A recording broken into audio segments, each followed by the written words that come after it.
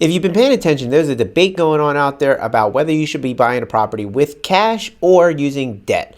Both have their pros and cons. With cash, you obviously have more cash flow and you don't have to worry about the banks. If you have debt, you can buy more properties because you're using other people's money. Now, this debate can go on forever, but in today's video, I'm going to be going over with you guys how to do the analysis for yourself and which one I think is better.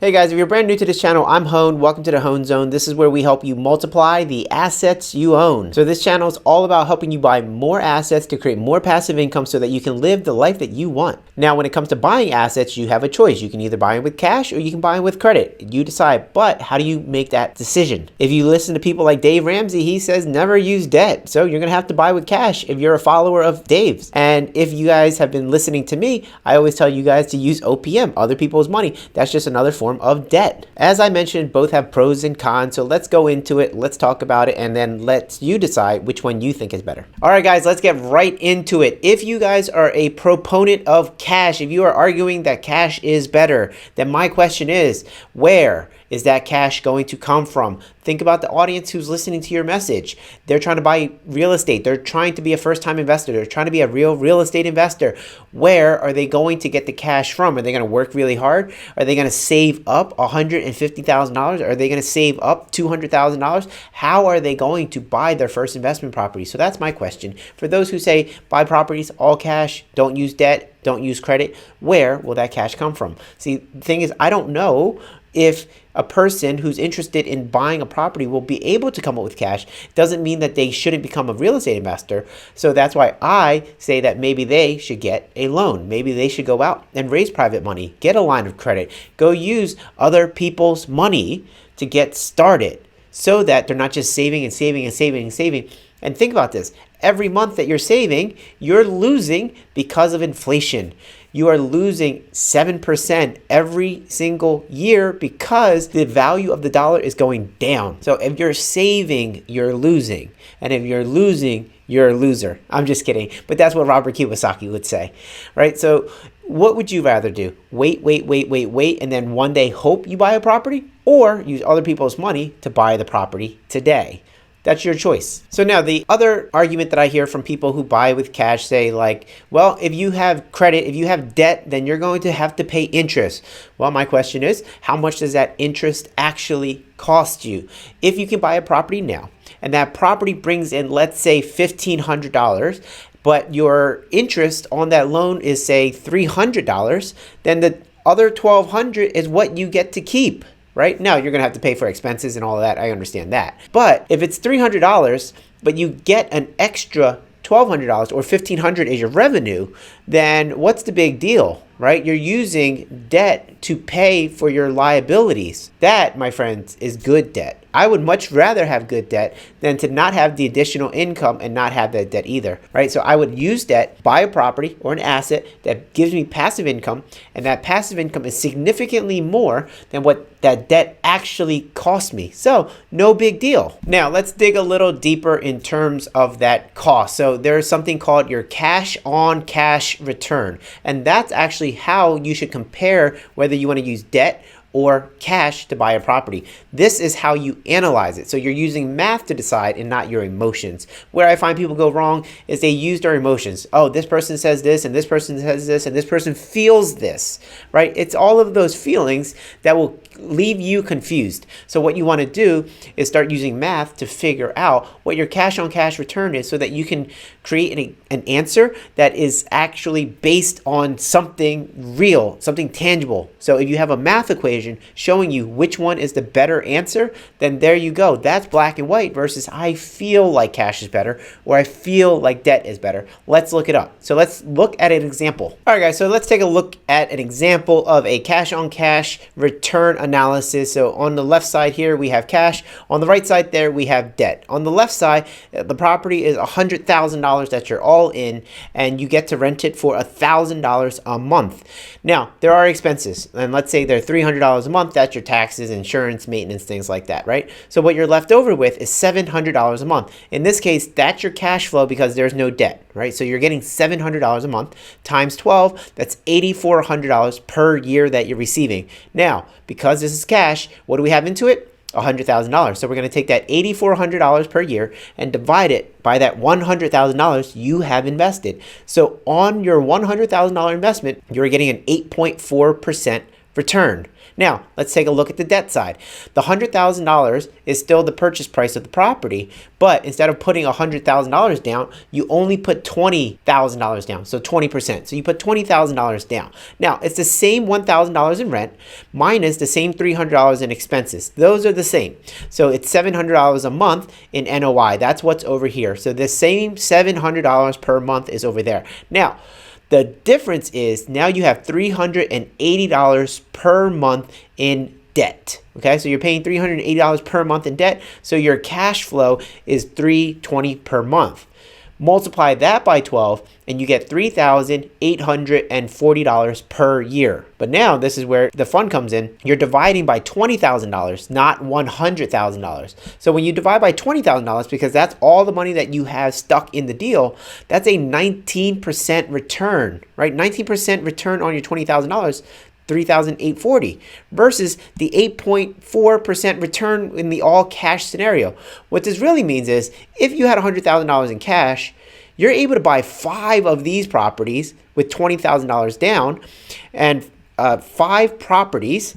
Let me see. Let's look at the calculator. 5 properties at $3,840 per year is $19,200 per year versus $8,400, right? So you're more than doubling your income, and now you have 5 properties versus 1. The benefit of having 5 properties is that all 5 of these will appreciate if they all appreciate. Let's say, right? I know that that's not a given. But when they do appreciate, now you have all 5 appreciating, and so you're going to benefit from 5 properties appreciating. So that's $500,000 worth of value growing versus $100,000 growing. So you get 2 benefits. You get additional cash flow, and you're going to benefit from the appreciation even more. Also, you're going to benefit from the depreciation as well. And you're going to get principal pay down on this side versus this side doesn't have principal pay down because there's no debt. So in terms of cash on cash return, debt wins hands down. All right, guys, so let's talk about the risk. Now, we know that if you have debt, there is risk that the bank could take your property, right? They can foreclose if you can't pay your bills. So that is a very real thing. But now let's talk about if you had the cash to buy a property versus taking on the debt to buy a property. If you have cash and you buy a property all cash, that means you have no more cash. So if there's an emergency somewhere else in your life, you don't have any cash because it's all stuck in the property. Now, you can argue, well, then just get a HELOC against the property or a line of credit or something like that, and then you'll have access to the money. But let's say you are totally against all that debt, right? So you're not going to do that, right? So you have cash stuck in the property. You don't have the cash in your pocket. And if that was all of your cash, then you're in a bad spot. Versus if you had $100,000 and then you got the debt to buy the property, so you put $20,000 down, you still have $80,000 in your pocket. So you should be able to pay your rent even if the tenant doesn't pay you. Now, there is risk if you don't have any other money and you use all debt to buy this property and you have no access to any other capital, and if your tenants don't pay, then you start getting into a jam, and then yes, the lender can take your property back and foreclose on you in the whole 9, right? But this is a comparison of cash versus debt. And so if we're having a comparison of cash versus debt, then it's assuming that you do have some cash. So if you have cash, I'd rather have the cash in my pocket and then having the debt work for me so that I have cash to go do other things, including pay for emergencies, like if the tenant doesn't pay me. All right, now after going over all of that, what is the answer? Well, it depends. And what does it depend on? Now, we've shown mathematically that debt has a better cash on cash return, also showing how we can eliminate a lot of the risk by having cash on hand. So we can leverage debt and just have the cash on the side ready to deploy for either another opportunity or to handle the emergency, such as the tenant not being able to pay, so that you can still make your mortgage payments. But either way, what is the answer? Well, it depends on your situation. So if you're newer in the business, then you may want to use debt because it's going to maximize your cash on cash return. But maybe you're later down in life, and let's say you're trying to slow down quite a bit. You don't want to manage properties. You don't want a manager managing properties. You just want to have less properties but have more cash flow. As we showed in the slide where we did the analysis, actually, let's go to it real quick. Here we are. This one makes $8,400 per year. This one makes $3,840 per year. So you can have one of these and that will be more cash flow than two of these. So being that the case, then you can have less properties and more cash flow. So eventually, maybe down the line, principal pay down, you start off with the debt model and then you allow the principal to be paid down to zero. And once it's paid down to zero, you don't refinance. And now you have all free and clear properties. So it's like you bought them in cash. They're all free and clear and they're producing the maximum cash flow that they can. So you can have less properties and more cash flow so that you can live that life that you want without having a ton of properties. The name of the game, folks, is not to have a ton of properties. The name of the game is to actually live the life that you want. A lot of people get caught up in this ego thing of I have this many properties and I have that many properties. What I like to do is evaluate lifestyles. Are you happy the way you're living? Do you have the time to enjoy the things that you like? Do you have time for your family? Do you have time for your hobbies?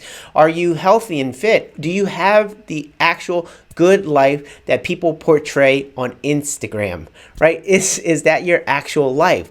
It's not about how many units you have. It's about whether or not you have that good life. So having 1,000 units, if that makes you miserable, then maybe don't have 1,000 units. If 10 units is enough to provide you the income you need so that you can have the time to go hang out with your family and friends and do all the things that you like, then you win. That's all you need is 10 units. So that takes a little maturity, that takes a little wisdom, but determine how many units you actually need in order to have that great life. And that's what you should aim for. And if you need to use debt to get there, great. If you have the cash to buy them, great. Whatever it is, whatever your lifestyle you want, just make sure you aim for the lifestyle and not for the unit count as a vanity metric. You don't want to be like, oh, I have all of these units, and then in the background you live a terrible life. Then you missed the point. I hope through this video you were able to learn a lot, and if you want to learn more, go to hoanzone.com where I have a lot of other information there. There you'll find other trainings that I have, and so that you can build the portfolio that you need to live that life that you actually want. All right, guys, that is it. I'm Hoan Tai. Let's multiply.